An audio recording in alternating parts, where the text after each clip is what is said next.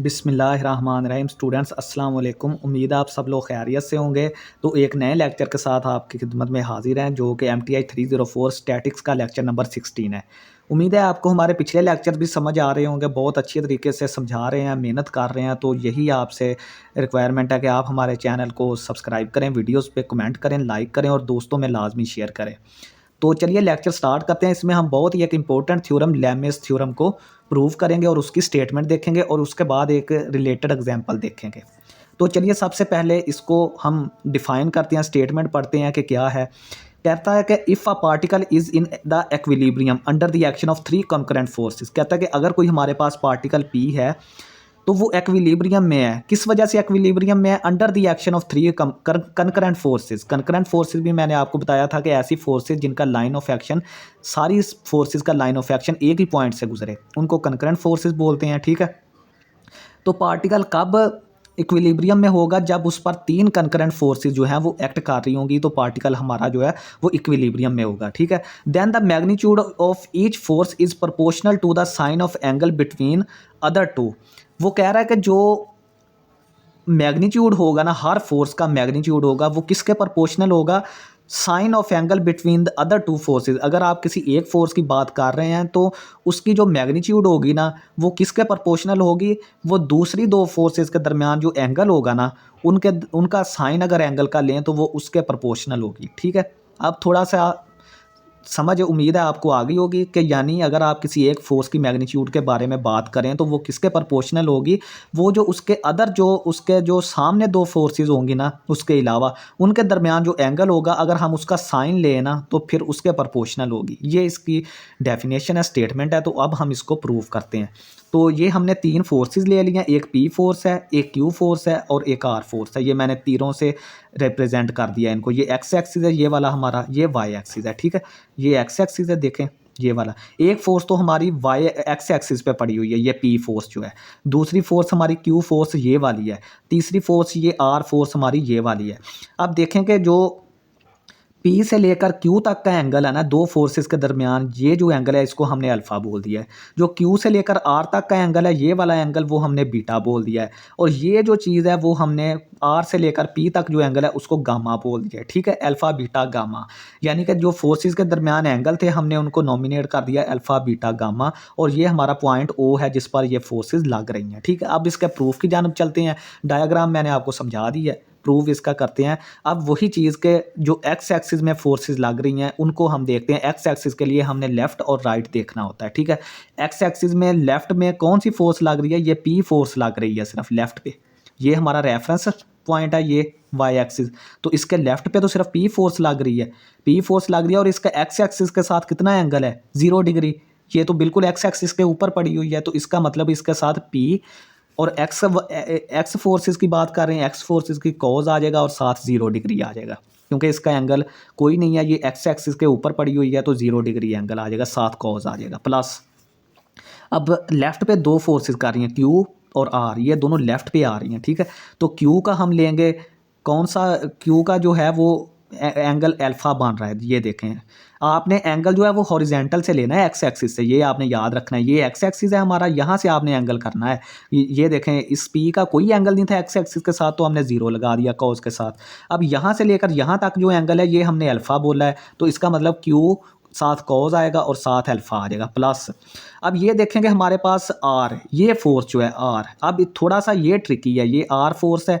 ठीक है, आर हमने इसका कॉज ले लिया साथ। अब एंगल कौन सा लगेगा? एंगल ये लगेगा कि यहाँ से लेकर हम यहाँ तक आए अल्फ़ा, फिर यहाँ से लेकर यहाँ तक हमने बीटा एंगल तय किया, तो इसका मतलब इसके दरमियान एंगल एक्स एक्सिस से लेकर इस आर फोर्स तक जो एंगल है वो अल्फ़ा प्लस बीटा है। ये देखिए, यहाँ से लेकर यहाँ तक अल्फ़ा, फिर यहाँ से लेकर आगे यहाँ तक बीटा, तो ये अल्फ़ा प्लस बीटा आ गया। ठीक है, अब हम इसको थोड़ा सा सिंप्लीफाई करते हैं। X is equal to cos 0 1, P आ गया इसका जवाब 1 से मल्टीप्लाई करके, plus q into cos alpha plus r into cos gamma.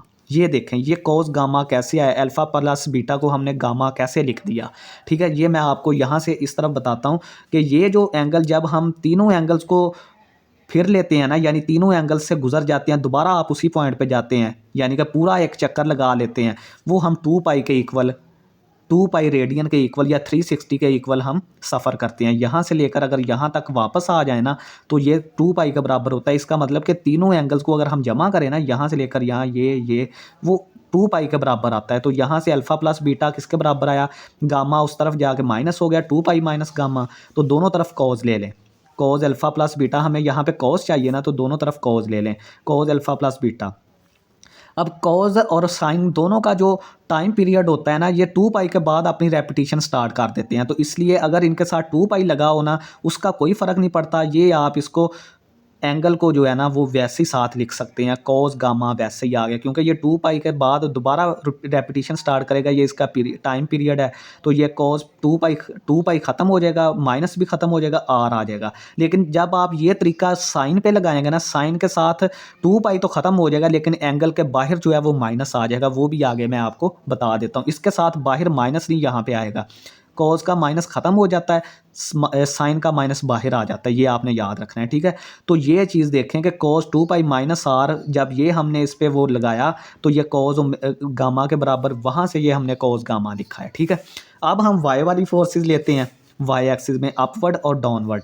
Upward में कौन सी फोर्स है, अपवर्ड में तो भाई हमारे पास सिर्फ ये देखें कौन कौन सी फोर्स है अपवर्ड में, क्यू है एक, ठीक है, और दूसरा हमारे पास आर है, और पी जो है, पी का तो कौन सा एंगल है, 1 मिनट। अच्छा स्टूडेंट्स, इसमें आपने क्या करना है कि सिंपल आपने जो ऊपर फोर्सेस फाइंड आउट किया ना, जहाँ पे कॉस था आपने सिर्फ वहाँ पे वाई एक्सिस के लिए साइन लगा देना है। ये आपने तरीका लगाना है, साइन साइन साइन, बाकी एंगल वही रहेंगे, पी क्यू आर वही रहेंगे, ठीक है।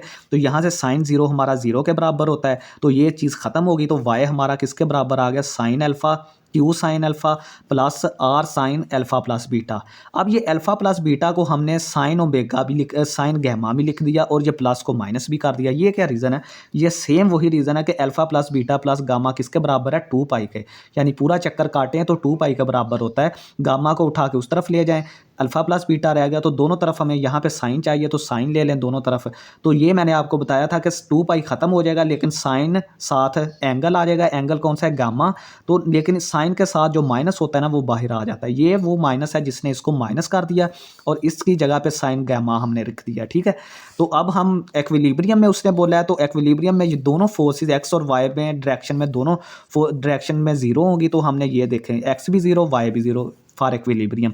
तो x इज इक्वल टू 0 क्या इंप्लाई करता है कि ये चीज़ जो हमारे पास ये वाली है ना, ये सारी चीज़ को हमने 0 के बराबर लिख के इक्वेशन 1 बोल दिया, ठीक है। y 0 का क्या मतलब है कि ये चीज़ लिख के, ये वाली इक्वेशन सारी लिख के हमने इसको भी 0 के बराबर कर दिया। तो यहाँ से आप क्या फाइंड आउट कर सकते हैं कि क्यू साइन अल्फ़ा को इधर ही रहने दे, इसको उठा के उधर ले जाएं, प्लस हो जाएगा। ये देखें, ये चीज़ बन जाएगी हमारे पास इक्वेशन 2 से। अब यहाँ से आप क्या करें कि साइन अल्फ़ा, ये चीज़ जो है आप हमारे पास साइन अल्फ़ा को इसके नीचे ले जाएं, आर के नीचे, ये आर बटा साइन अल्फ़ा आ गया। इस चीज़ को आप क्यू के नीचे ले जाएं, ये क्यू बटा साइन गामा आ गया। इसको इक्वेशन 3 बोल दें। हमारा आधा लेमी थ्योरम प्रूव हो गया है, ठीक है।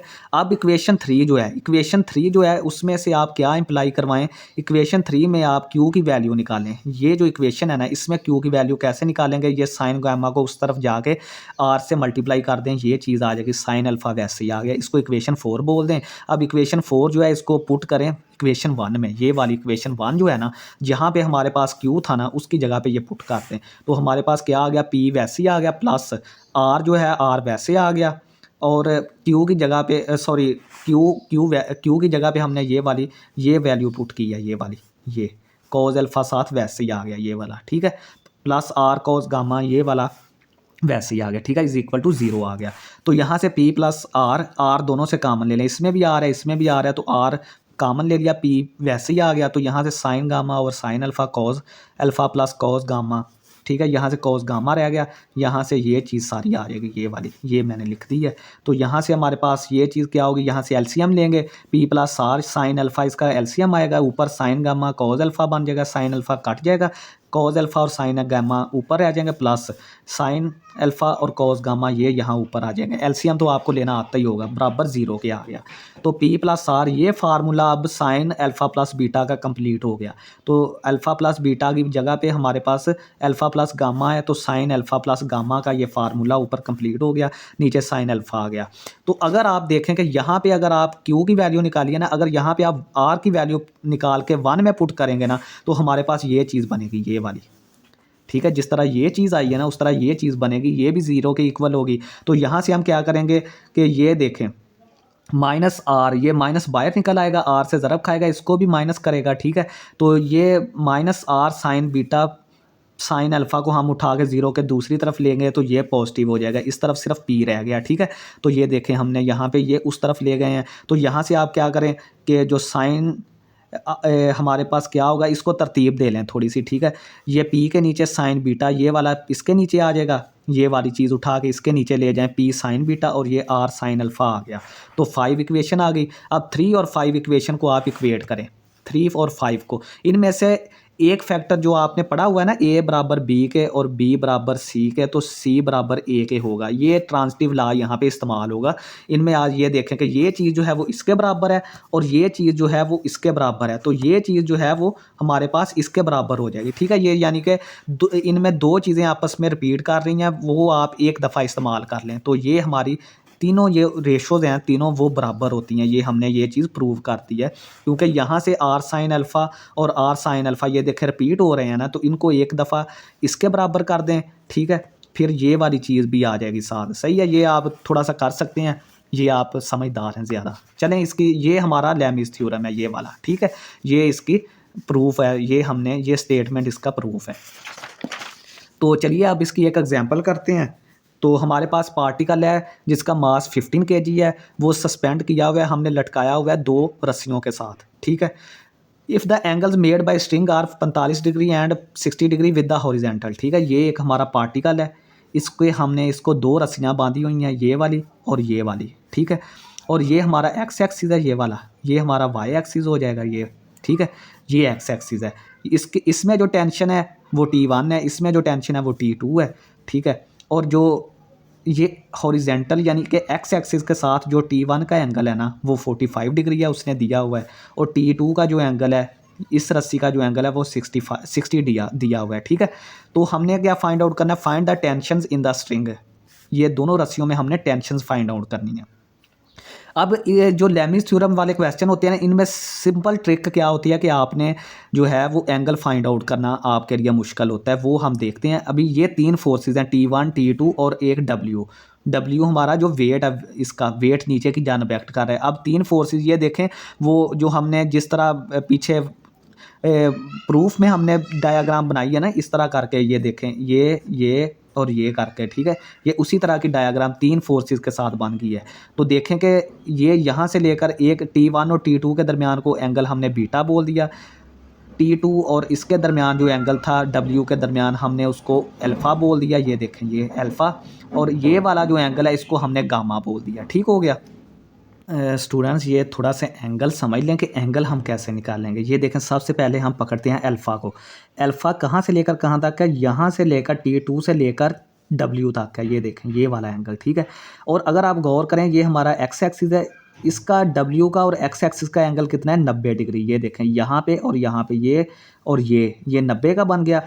और जब यहाँ से लेकर यहाँ तक 90 का है और ये 60 का है, थोड़ा सा आगे आप जाएं तो ये 60 का एंगल दिया हुआ है, तो इसका मतलब है कि 90 + 60 हमने जब किया तो ये हमारे पास 150 डिग्री हमारा अल्फ़ा आ गया। ठीक है, यानी ये देखें यहाँ से लेकर यहाँ तक इन 2 फोर्सेस के दरमियान हमने 90 का एंगल, एक्स एक्सिस और W के दरमियान 90 का एंगल हमने देख लिया। फिर यहाँ से लेकर यहाँ तक जो है वो हमने 60 का बोला है, लेकिन हमारा अल्फ़ा जो है वो टोटल है, यहाँ से W से T1 तक T2 तक है, ये पूरा एंगल है, ये वाला पूरा घूमेगा। तो 60 और 90 को आप जमा करें तो 150, अल्फ़ा बराबर आ जाएगा 150 का, ये मैंने निकाल दिया। ठीक है, अब बीटा की बात पहले करते हैं गामा की बात। ये देखें, ये W और ये एक्स एक्सिस के दरमियान ये वाला एंगल कितना है, 90 का, और यहाँ से लेकर यहाँ एक्स एक्सिस से लेकर T1 का एंगल कितना है 45। इसका मतलब है कि आप यहाँ से लेकर यहाँ तक 90 और यहाँ से लेकर यहाँ तक 45 को जमा करेंगे तो ये आपका सारा जो है वो गामा एंगल आ जाएगा। तो यानी 90 + 45 135 आ जाएगा। ठीक है, अब बात करते हैं बीटा की। बीटा ये देखें, बीटा के लिए हम इस्तेमाल करेंगे कि पूरी एक्स एक्सिस को जब हम फिरते हैं इस तरह करके ये वाला, तो 180 को हम पहुंचते हैं ना, यहाँ से लेकर यहाँ तक अगर जाएं इस तरह करके चक्कर लगाएं तो ये 180 का चक्कर बनता है। अब इसमें बीटा हमारे पास ये एंगल है इन दो फोर्सेस के दरमियान, T1 और T2 के दरमियान। ये देखेंगे इसमें 45 भी हमने कवर कर लिया था पहले ही और 60 भी यहाँ से कवर कर लिया। हमने सिर्फ ये T1 और T2 फाइंड करना है, इनके दरमियान एंगल। तो हम इन दो एंगल्स को इसमें से माइनस कर देंगे, 60 और 45 को माइनस कर देंगे तो ये वाला एंगल हमारा जो है 180 से ये दोनों को माइनस किया तो ये 75 हमारा बीटा, यहाँ से लेकर यहाँ तक एंगल बीटा आ गया। हमें ये पता है कि स्ट्रेट लाइन का एंगल 180 होता है, उसमें से हमने ये 180 से ये 45 और 60 हमने निकाल लिया। ये निकालेंगे तो ये बीटा हमारे पास T1 और T2 के दरमियान आ जाएगा।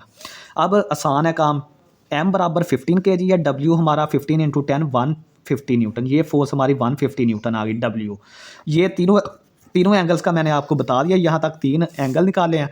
अब लेमेस थ्योरम अप्लाई करते हैं, वो देखेंगे कौन कौन से हैं। T1/sin अल्फ़ा, ये देखें, आपने ये ख्याल रखना है कि ये T1 है ना, तो इसके सामने ये दो फोर्सेज हैं ये वाली, तो इसके सामने जो फोर्सेज हैं उसके दरमियान जो एंगल होगा वो बटे में sin अल्फ़ा आएगा। तो ये देखें इनके दो दरमियान के अल्फ़ा था ना, तो sin अल्फ़ा आ गया। अब T2 है, अब इनके दरमियान जो एंगल होगा ये वाला है, ठीक है, ये गामा बोला था तो साइन गामा आ गया। अब W है तीसरी फोर्स, तो इसके सामने वाली दो फोर्सेस ये हैं, तो इनके दरमियान एंगल जो था वो बीटा था, तो ये W बटा साइन बीटा आ गया। अब क्या करें कि W की हमारे पास वैल्यू है 150 जो हमने निकाली है, पहले इसको इसके बराबर कर दें, फिर इसको इसके बराबर कर दें, T1 और T2 की वैल्यू आ जाएगी। ये देखें T1/sin alpha is equal to ये, यहाँ पे T1 और साइन अल्फ़ा की वैल्यू 150 रखी, साइन बीटा की वैल्यू यहाँ पे 75 रखी, W की 150 रखी, तो यहाँ से T1 हमारा 150 इंटू ये सिंपल आप क्या करें कि T1 निकालना है तो इसको उठाकर उधर ले जाएं, ये ऊपर 150 से मल्टीप्लाई हो जाएगा, ये नीचे वैसे ही आ गया, तो इनकी वैल्यूज़ कैलकुलेट करके ऊपर ज़रब दें, फिर डिवाइड करें, ये T1 हमारी ये चीज़ आ गई। नेक्स्ट आप चलते हैं कि T2 ये वाली चीज़ को इसके बराबर कर दें, तो T2 इज इक्वल बटा साइन गामा W बटा साइन बीटा, साइन गामा की वैल्यू 135 रखी, तो T2 वैसे ही हमने फाइंड करना है। ये W हमारा 150 आ गया, साइन हमारा 75 आ गया, ठीक है, बीटा 75 आ गया, तो T2 हमारा इसको उठा के ऊपर ज़रब दे दें, सेम उसी तरीका T2 आ जाएगा। वैल्यूज़ निकाल के तकसीम करें, 109 बटा 109.8 आ जाएगा। तो ये था स्टूडेंट्स हमारा लेक्चर, उम्मीद है आप सबको पसंद आया होगा। तो लास्ट में यही रिक्वेस्ट है कि अगर आप चाहते हैं कि इसको सीरीज़ को कंटिन्यू रखें तो हमारे आप रिगार्ड दें, चैनल 5 मैथमेटिक्स को सब्सक्राइब करें और दोस्तों में लाजमी शेयर करें। वीडियो पसंद आए तो वीडियो पे कमेंट करें। बहुत शुक्रिया स्टूडेंट्स, अल्लाह हाफिज़।